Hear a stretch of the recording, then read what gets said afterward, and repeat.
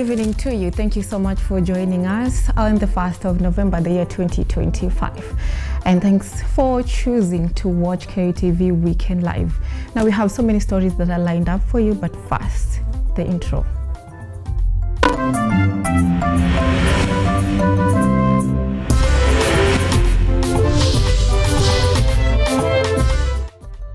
This is Weekend Live with Ochieng, Cynthia.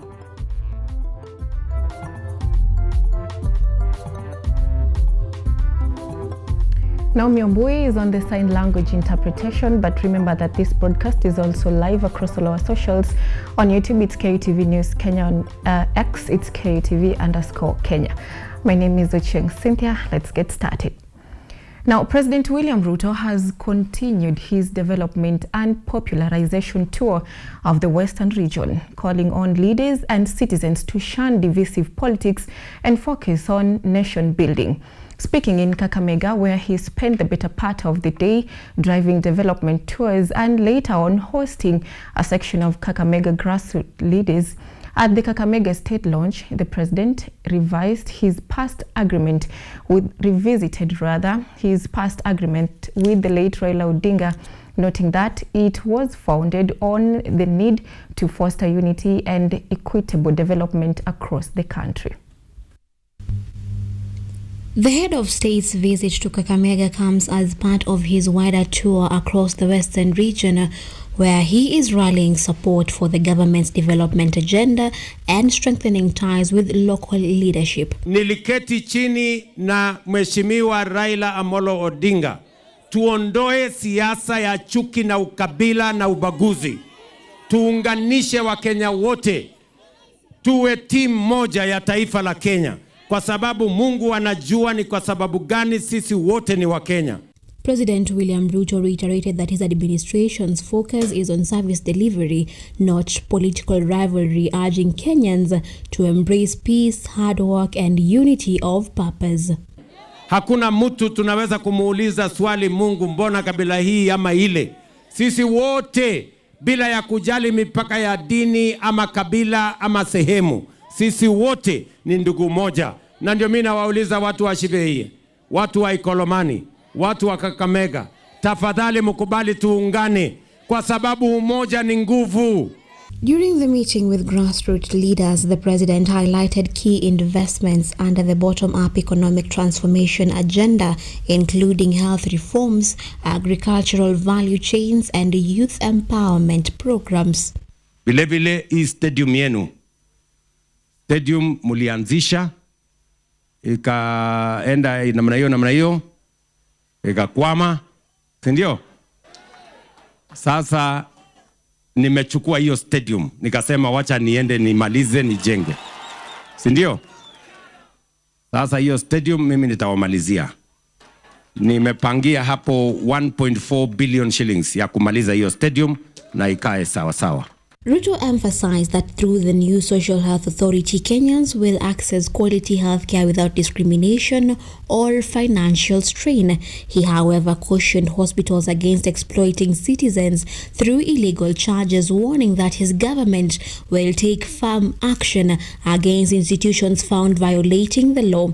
Mimi nataka kila mwananchi ujiandikishe. Unajua, ukijiandikisha ndio tutajua madawa kiasi gani tunataka, wa hospitali madaktari kiasi gani tunataka, equipment ambayo mtatumika kwa hospitali kuwatibu inahitajika kiasi gani.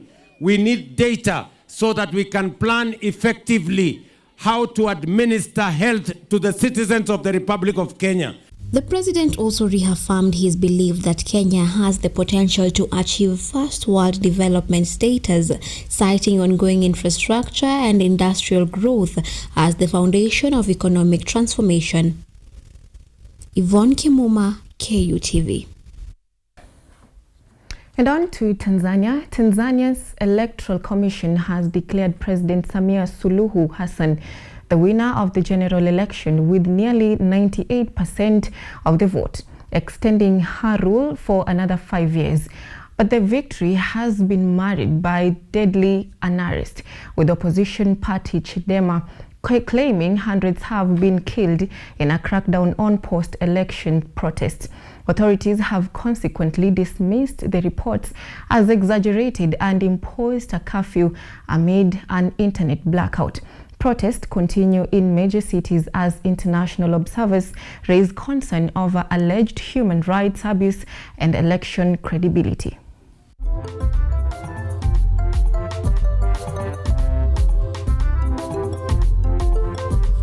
Back to our country, Kenya. Orange Democratic Movement ODM Secretary General Edwin Sifuna has strongly dismissed claims of a merger between the opposition party and the Kenya Kwanza administration, clarifying that any existing engagements are solely aimed at providing or improving the lives of Kenyans. Speaking during a meeting of ODM leaders in Mombasa, Sifuna cautioned party members against being misled by what he termed as political propaganda meant to sow division with the party.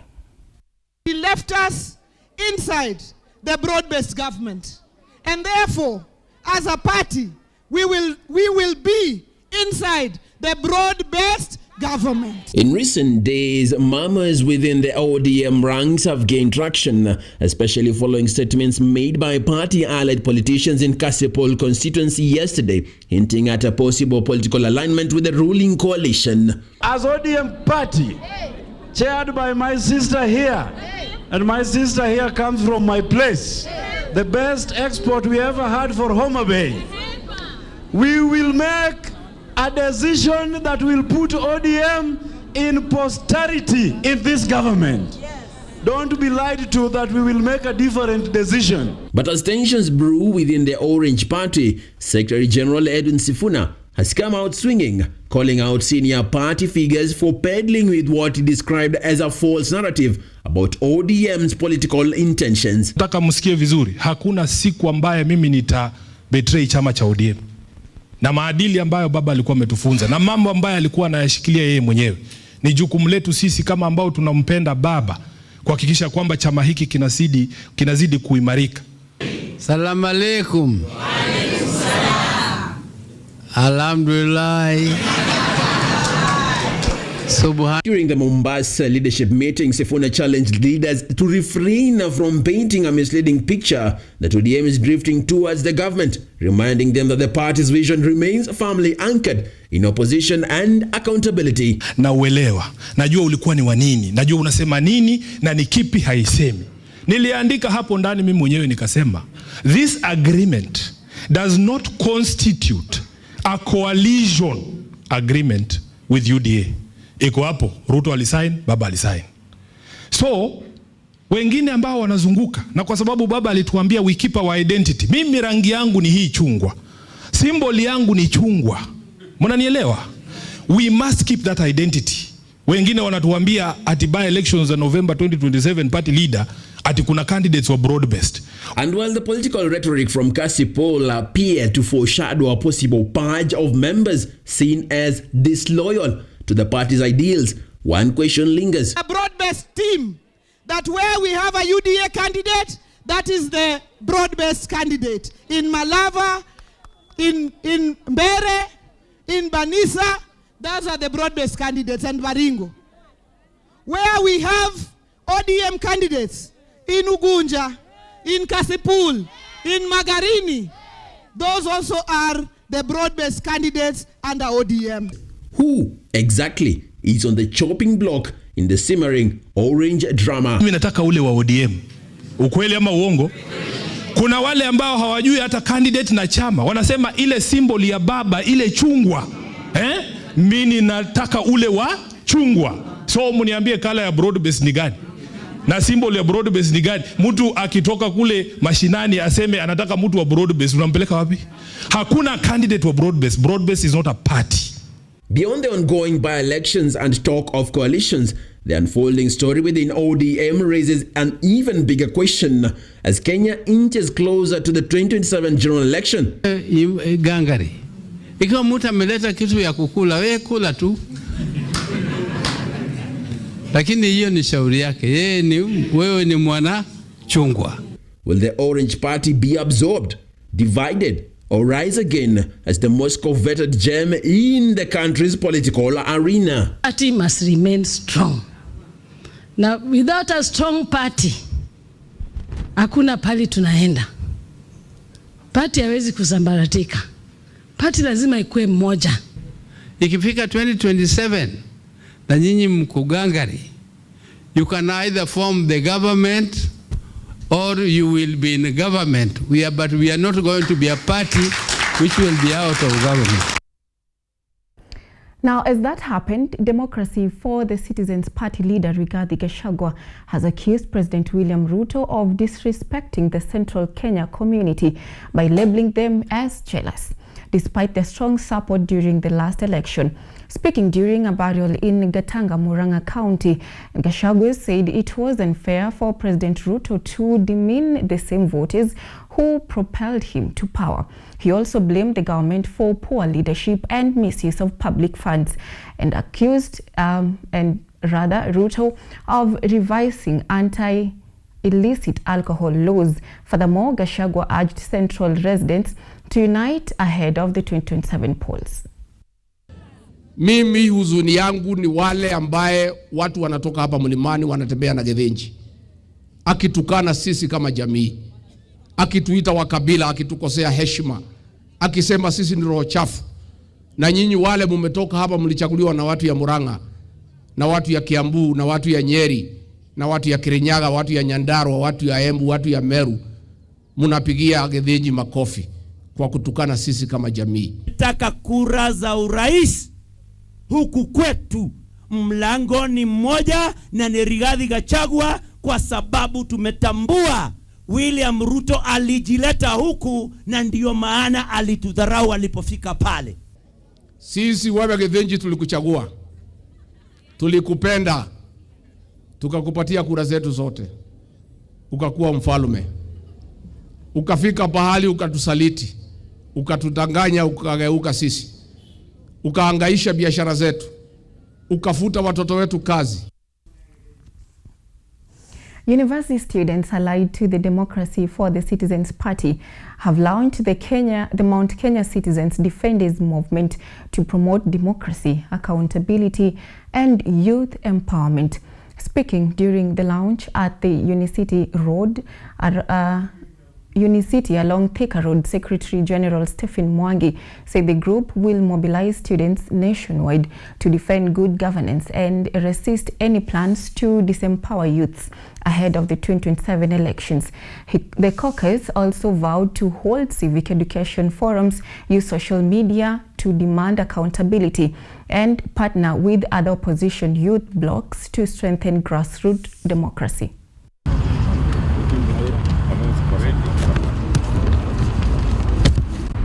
As the East Africa region is facing instability, highlighted by Tanzania's recent election unrest, opposition suppression and violence, Kenya is grappling with internal fractures.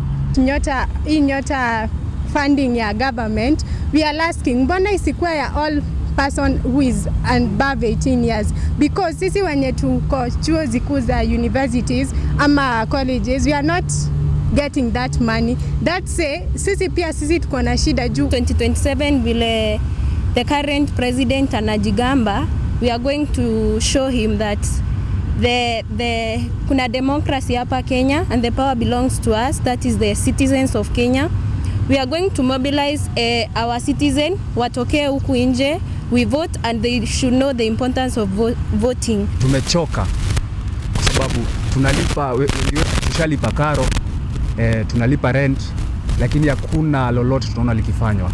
Swali ni je, mbona nyumba zijengwe na bilioni 20 ila masomo walimu wanataka bilioni 7.9? Meanwhile, the Higher Education Loans Board HELB has revealed that lawyers and accountants lead in student loan defaults.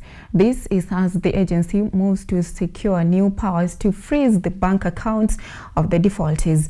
CEO Geoffrey Monari said over 21,000 lawyers and 19,000 accountants have failed to repay their loans despite being financially stable. He noted that the teachers remain the most consistent in payments, remitting nearly 200 million monthly. Monari said the crackdown aims to promote fairness and sustainability, ensuring more students benefit from HELB revolving fund.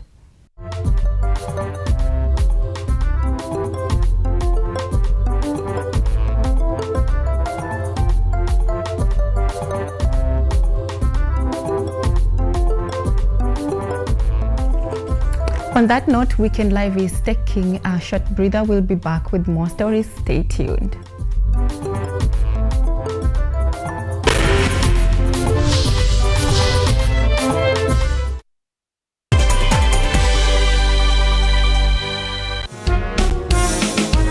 A new era, a new people. This is the Law Matters Show.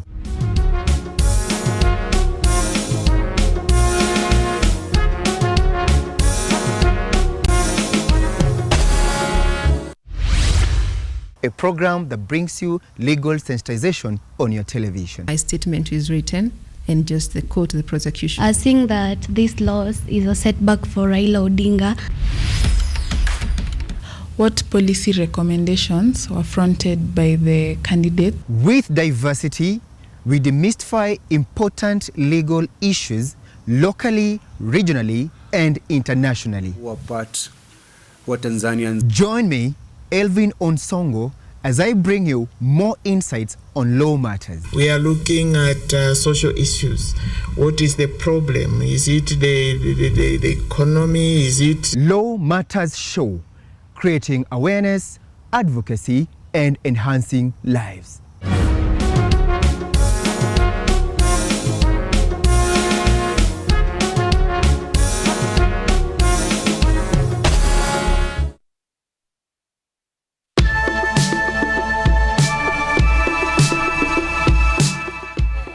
In a world where uncertainty rules and opportunities are scarce, it's time to break from the barrier and unlock your full potential. We must live within our means. We cannot spend money that we don't have. We will explore the fascinating world of investment, trade secrets, business strategies, and entrepreneurship. Sasa challenges ziko mingi sana. Parking ya mzigo imekuwa mbaya. Unaweka pesa yako na kataa kurudi. Whether you're a seasoned investor or just starting out, what you covered with invaluable insights to help you succeed. Now, this year we have seen a rebound in the economy, which is well above the global average of the 3%. Join me, Anyango Sylvia, every Sunday and Monday on KUTV News at 9, and let's turn your dreams into reality.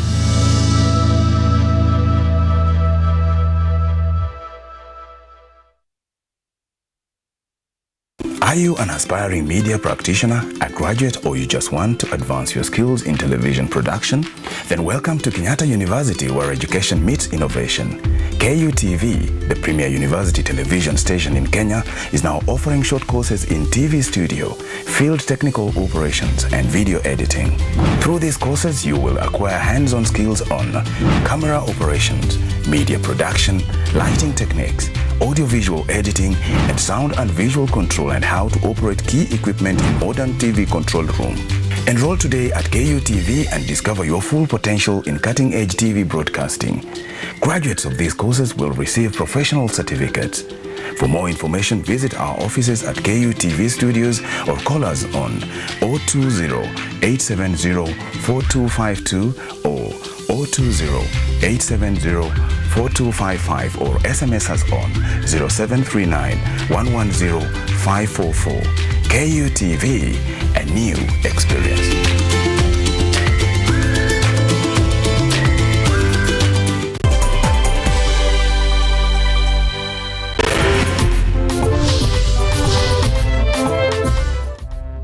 You are watching Weekend Live with Ochieng Cynthia. Welcome back. Now let's keep on informing you on matters health. The Ministry of Health plans to partner with churches and faith-based organizations to encourage Kenyans to make timely remittances to the Social Health Insurance Fund. Principal Secretary for Medical Services, Dr. Ouma Olunga, said the collaboration will leverage the church's influence to mobilize support for the universal health coverage. He emphasized that regular contributions will strengthen hospitals' capacity to serve patients and reduce funding gaps. Dr. Olunga also described the partnership as a moral and practical approach to ensuring sustainable healthcare financing across the country. That is the graduate's representative to representative. Karibu sana. Church manifest change because the church always preaches about people transforming and changing their lives. And so as we talk about change, the church has the moral authority to talk about change. And that means that the church itself must embrace change. And one of the things that is changing in this country is how we view and implement healthcare. That is why for many years, 59 years, we have been implementing a system that, even though it worked in some cases, excluded millions and millions of Kenyans. A system that was working for only those that were employed. We know how much our hospitals depend on the partnership with government. It is not an option because we are complementing a responsibility that government has. We will continue offering even when it costs us an arm and a leg. However, we don't have to make great sacrifices if the partnership works. In other news, Public Service Cabinet Secretary Geoffrey Ruku has urged Kenyans to take personal responsibility in promoting road safety as the government rolls out the Highway Emergency Response Program. Speaking in Emali, Makueni County, Ruku said reckless driving and pedestrian carelessness have claimed thousands of lives annually. The program, launched in partnership with St. John Ambulance, will boost timely response to accidents along major highways. Ruku also announced plans to build a 350 million emergency hospital in Emali to quickly provide medical care to road accident victims. Very good. Haya, fungua njia ya gari.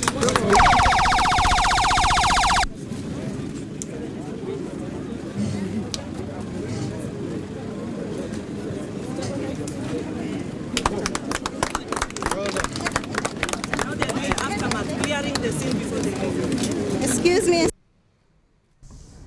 Now, Deputy Chief of Staff Eliud Owalo has called for a shift in how organizations manage human capital, urging leaders to align with a long-term goal and embrace Generation Z, or rather Generation Z's potential.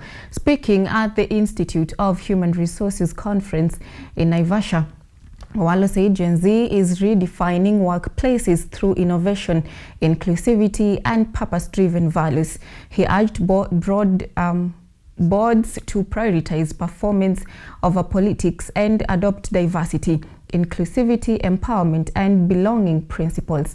Consequently, citing that leaders must be politically astute, emotionally intelligent, and people-focused to drive sustainable transformation. The first century workplace is marked by rapid technological advancement, globalization, and shifting workforce dynamics.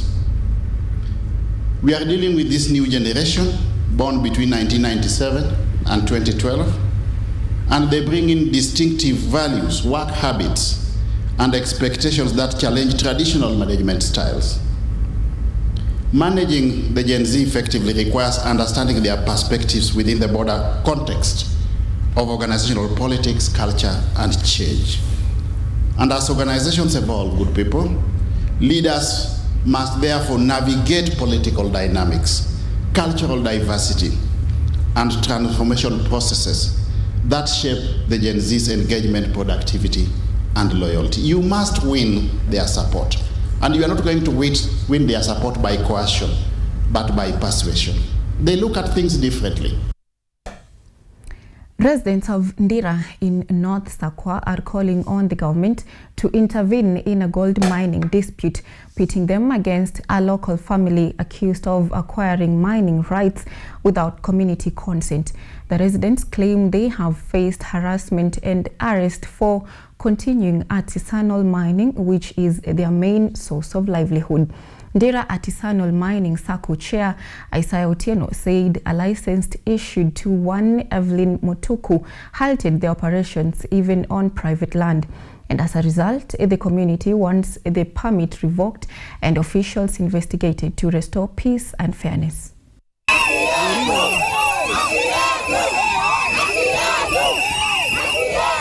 Ndio mwenye samba. Lakini mimi nakaga Nairobi, lakini wao watu yote nafanyaga kazi kwa boma yangu, kwa samba yangu, na mimi bado wakataa. Juzi kakuja hapa napata hawa wanasamishwa juu ya hiyo mama, hata mimi nashindwa ni nini.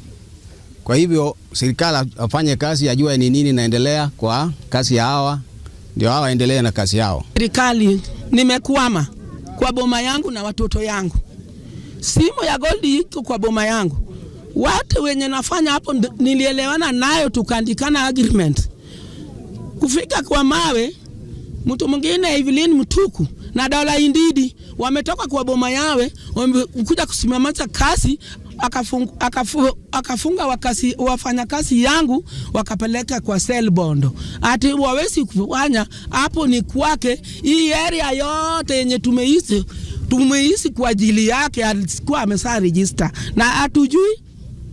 Naomba serikali anisaidie. Sijafurahia na hiyo kitendo anatufanyia. Naomba Daktari Oburu aingilie kwa hii kati, na hata gavana wetu Mr. Orengo ingia kwa hii kati. Hebu ona watu, na mtanituma kesho nikuje niwatafutie kura hapa. Nitakosa sauti. Na vile mlinipea kipawa cha kuomba kura, saidieni watu wangu wote, na nimekataa. Kwa hivyo hadi sasa it is now almost 2 months hatufanyi kazi, hata zaidi hapo.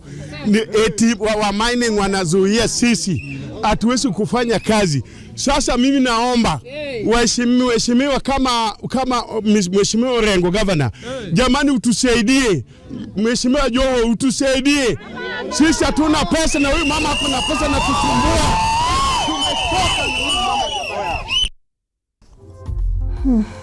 They are indeed agitated.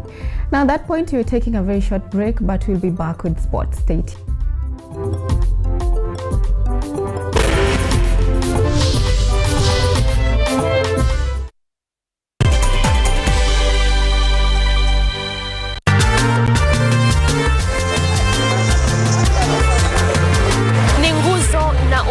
Wa jamii.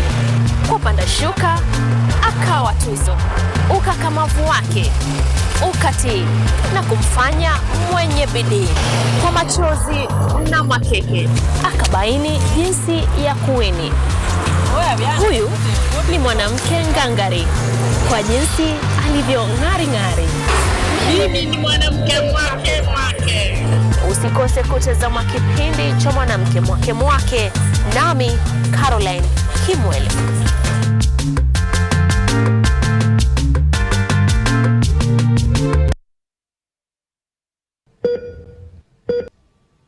Are you healthy, or rather, do you maintain a healthy lifestyle? According to WHO, health is regarded as a state of complete physical, mental, and social well-being, and not merely the absence of disease. Welcome to Focus on Health, a show on all matters health, wellness, and lifestyle.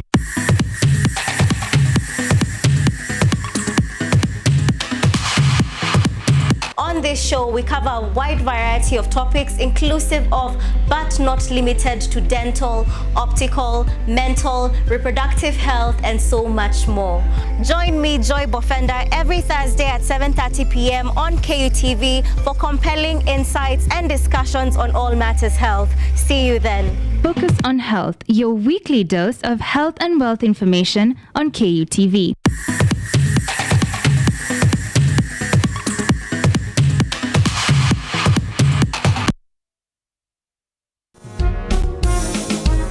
A new era, a new people. This is the Law Matters Show.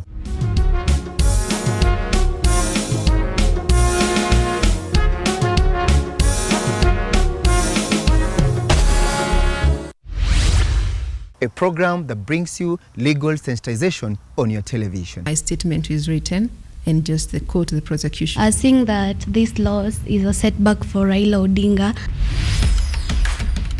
What policy recommendations were fronted by the candidate? With diversity, we demystify important legal issues locally, regionally, and internationally. What Tanzanians. Join me, Elvin Onsongo, as I bring you more insights on law matters. We are looking at social issues.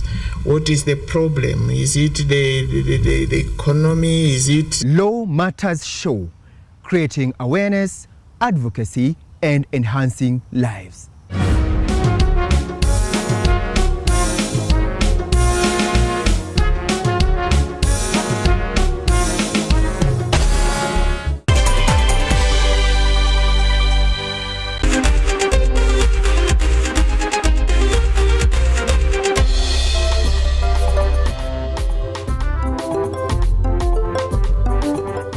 Welcome back. Gor Mahia patron Eliud Owalo has unveiled plans to transform the club by investing in youth development and building homegrown talent instead of relying on costly transfers. Speaking at Jericho Toyoyo grounds, Owalo said Gor Mahia will adopt global football standards and operate as a professional business. He reaffirmed the club's ambition to reclaim its dominance by winning both the local league and continental titles. Owalo also pledged to mobilize investors to boost the club's growth and support community-based youth football academies nationwide. Any successful football club all over the world must have a feeder system. So we need to support our youth team, at all stages, at all age sets, so that it becomes the most sustainable means of getting a feeder system for the senior team. Players are today expensive. There is no point of buying players from other clubs, if we can actually generate players from our youth feeder system. And that is what we are trying to do for purposes of sustainability, so that we have got a means of continuously strengthening the team year in, year out.